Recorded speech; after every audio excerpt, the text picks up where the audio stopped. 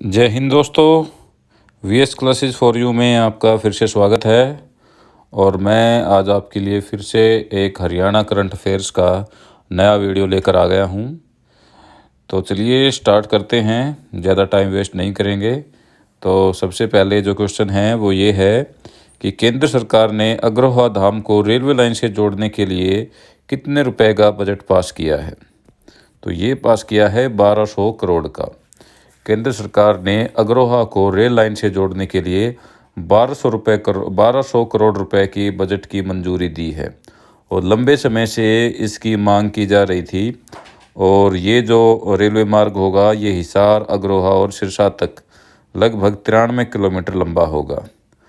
और इसको बिछाने से क्या होगा, दिल्ली, बहादुरगढ़, रोहतक, महम, महासी, हिसार, फतेहाबाद, सिरसा, अग्रोहा यहाँ पर आना जाना काफ़ी आसान हो जाएगा और आम जनता को इसका लाभ मिलेगा। जो लोग अभी तक अग्रोहा धाम के दर्शन के लिए जो यात्री आते थे उनके लिए काफ़ी सुविधा हो जाएगी। और जैसा कि आपको पता है कि ये जो मांग थी ये काफ़ी लंबे समय से की जा रही थी। और वैश्य समाज अग्रोहा धाम के जो राष्ट्रीय अध्यक्ष हैं बजरंग गर्ग, उनकी तरफ से काफ़ी लंबे समय से ये मांग थी और अब उन्होंने ये मांग माने जाने पर काफ़ी खुशी व्यक्त की है। और साथ ही उन्होंने एक और मांग भी की है कि केंद्र सरकार जो अग्रोहा रेल है उसका नाम महाराजा अग्रसेन जी के नाम पर रखे। तो क्या है, केंद्र सरकार ने अग्रोहा धाम को रेलवे लाइन से जोड़ने के लिए कितने करोड़ का बजट पास किया है, तो वो किया है 1200 करोड़ का। चलिए नेक्स्ट देखते हैं। नेक्स्ट है कि हरियाणा की किस यूनिवर्सिटी में यूनिवर्सिटी डेटा सेंटर स्थापित किया जाएगा। तो ये स्थापित किया जाएगा हरियाणा के सिरसा में स्थित चौधरी देवीलाल यूनिवर्सिटी में। चौधरी देवीलाल यूनिवर्सिटी जो कि हरियाणा में स्थित है, जिसका जो कि 2003 से स्टार्ट हुई थी, वहाँ पर यूनिवर्सिटी डेटा सेंटर स्थापित किया जाएगा। और यहाँ पर नेशनल टेस्टिंग एजेंसी NTA द्वारा जो विभिन्न प्रतियोगी परीक्षाएं हैं उनका आयोजन भी यहाँ पर करवाया जाएगा। तो इसको ये केंद्र स्थापित होने के उपरांत सिरसा व आसपास के क्षेत्र में विद्यार्थियों को प्रतियोगी परीक्षाओं के लिए दूर दराज के क्षेत्रों में नहीं जाना पड़ेगा। और जो यहाँ के CDLU के सिरसा के जो कुलपति हैं प्रोफेसर अजमेर सिंह मलिक, उन्होंने बताया कि जो विश्वविद्यालय का जो शैक्षणिक स्तर है 2022-23 से न्यू नेशनल एजुकेशन पॉलिसी 2020 के तहत अनेक रोजगार उन्मुखी व कौशल विकास पर आधारित नए पाठ्यक्रम यहाँ पर प्रारंभ किए गए हैं। तो चलिए नेक्स्ट देखते हैं। नेक्स्ट है कि किस पिता पुत्र की जोड़ी ने 7 सबसे ऊंची चोटियों पर विजय हासिल की है। विश्व की जो 7 सबसे ऊंची चोटी है 7 महाद्वीपों में, उन पर किस पिता पुत्र की जोड़ी ने विजय हासिल की है। तो ये हासिल की है अजीत बजाज और उनकी बेटी दिया बजाज ने। किन्होंने? अजीत बजाज और उनकी बेटी दिया बजाज। इस पिता पुत्र की जोड़ी ने जो 7 महाद्वीप हैं वहाँ के 7 सबसे ऊंचे पर्वतों पर उन्होंने चढ़ाई की है। और ये देश के ऐसे पहले भारतीय पिता हैं जिन्होंने अपनी बेटी के साथ ये कारनामा करके दिखाया है। और उनकी बेटी जिनका नाम क्या है, दिया बजाज, उन्होंने साथ में मिलकर ये काम किया है। और इस पिता पुत्री की जोड़ी ने एक्सप्लोरर ग्रैंड स्लैम पूरा कर लिया, जिसमें ये जो साउथ पोल, नॉर्थ पोल और ग्रीनलैंड में स्कीइंग यानी पोलर ट्रायलॉजी की जाती है। और इसके अलावा भी इन्होंने कई अलग अलग रिकॉर्ड भी बनाए हैं। तो ये जो ये इन्होंने कार्य किया ये काफ़ी अलग तरीके का हो गया है। क्यों हो गया है? क्योंकि ये एक पिता पुत्री की जोड़ी है।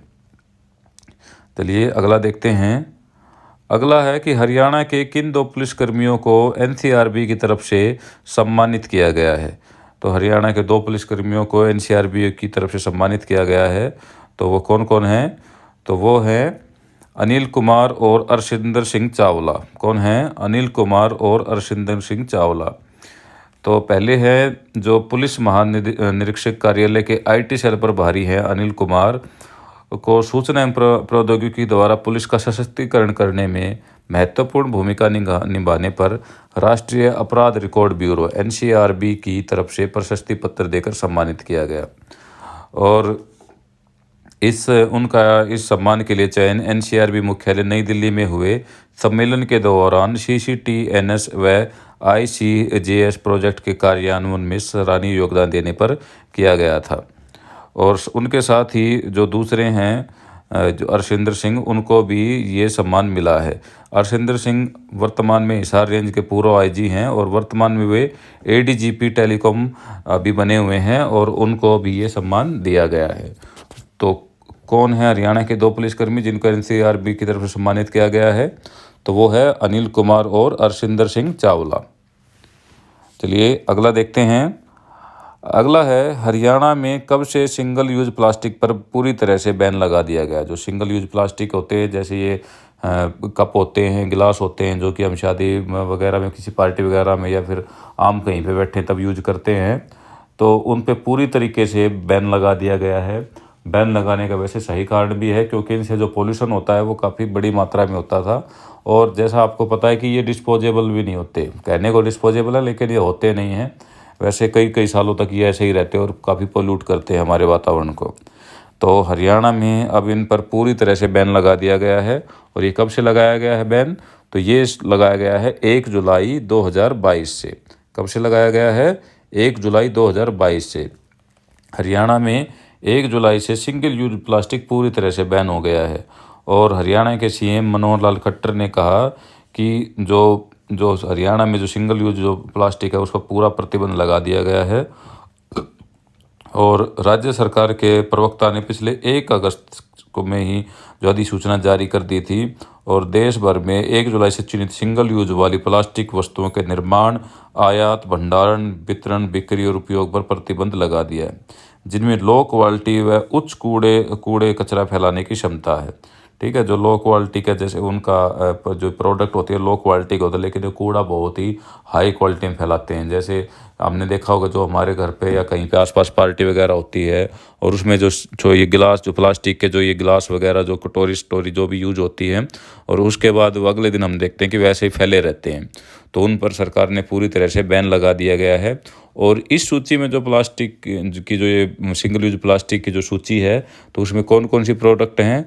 तो उसमें है प्लास्टिक स्टिक, गुब्बारों के लिए प्लास्टिक स्टिक, प्लास्टिक के डंडे, कैंडी की स्टिक, आइसक्रीम स्टिक, सजावट के लिए पॉलीस्टाइनिन मतलब जो थर्मोकोल की शीट होती है वो, प्लास्टिक की प्लेट, कप, गिलास, कटलरी जैसे प्लास्टिक के कांटे, चम्मच, चाकू, स्ट्रॉ, ट्रे, मिठाई के डब्बों को पैक करने या रैप करने वाले प्लास्टिक के आइटम, निमंत्रण कार्ड, सिगरेट के पैकेट, प्लास्टिक या पीवीसी बैनर, स्टील आदि, ये जो भी हैं ये सारे के सारे सरकार ने 1 जुलाई 2022 से बैन कर दी है। तो इस प्रकार हरियाणा सरकार ने 1 जुलाई 2022 से सिंगल यूज जो प्लास्टिक है वो पूरी तरह से बैन कर दिया है। चलिए अगला देखते हैं। अगला है कि हरियाणा के किस जिले में श्री कृष्ण के विराट रूप का लोकार्पण किया गया है? श्री कृष्ण का विराट रूप, जो कि आपने महाभारत सीरियल जब आपने कभी देखा होगा तो उसमें भी शो दिखाया गया है। तो जो श्री कृष्ण का जो विराट रूप है, जब उन्होंने अर्जुन को दर्शन दिए थे तो वो कहाँ पे दिए थे?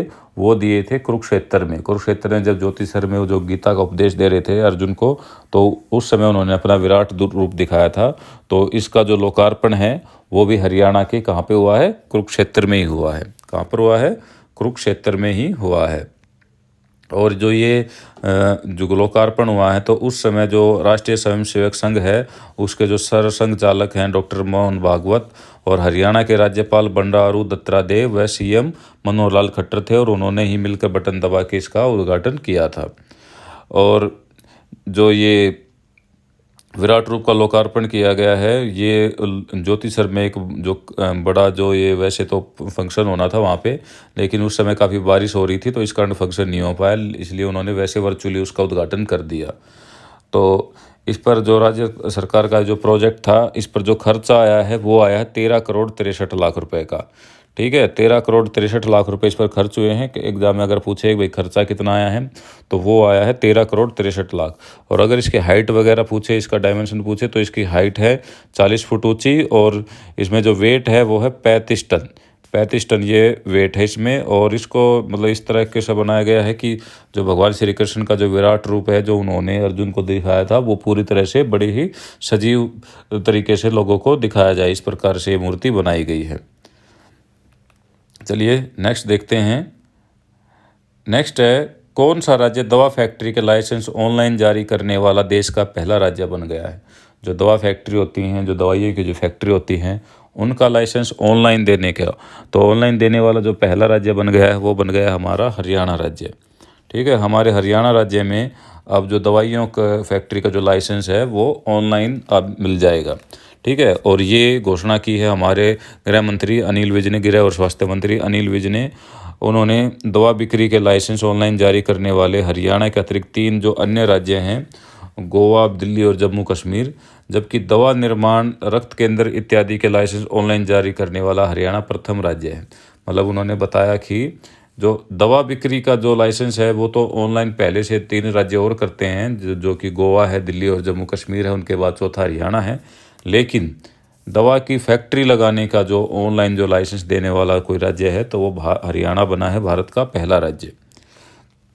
और अनिल विज ने बताया कि गत दिनों उनके द्वारा ONDLS पोर्टल को अम्बाला में लॉन्च किया गया था और हरियाणा खाद्य एवं औषधि प्रशासन विभाग एवं केंद्रीय मानक नियंत्रण संगठन भारत सरकार के सतत प्रयासों से ऐसा होना संभव हुआ है। और ये जल्दी ही आपको मतलब अब ये आपको ये सुविधा है ये ऑनलाइन मिल जाएगी। ठीक है, चलिए नेक्स्ट देखते हैं। नेक्स्ट है 20वें पशुधन सर्वे के अनुसार हरियाणा नस्ल की गाय किस राज्य में सबसे अधिक है। तो हरियाणा जो नस्ल की गाय हैं वो 20वें पशुधन मेले के अनुसार सबसे अधिक कहाँ पर हैं। तो ये जो गाय है ये सबसे अधिक है उत्तर प्रदेश में। कहाँ पर है? उत्तर प्रदेश में।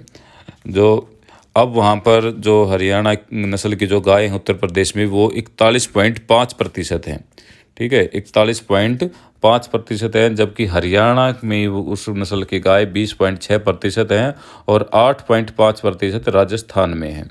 ठीक है, 19वें सर्वे में जो हरियाणा नस्ल की गाय की संख्या थी उस लिहाज से पहले मतलब पहले नंबर पे थी, लेकिन उनकी जो कुल गायों की संख्या थी 4.15% थी, जो कि अब 20वें सर्वे में घटकर 1.9% रह गई है।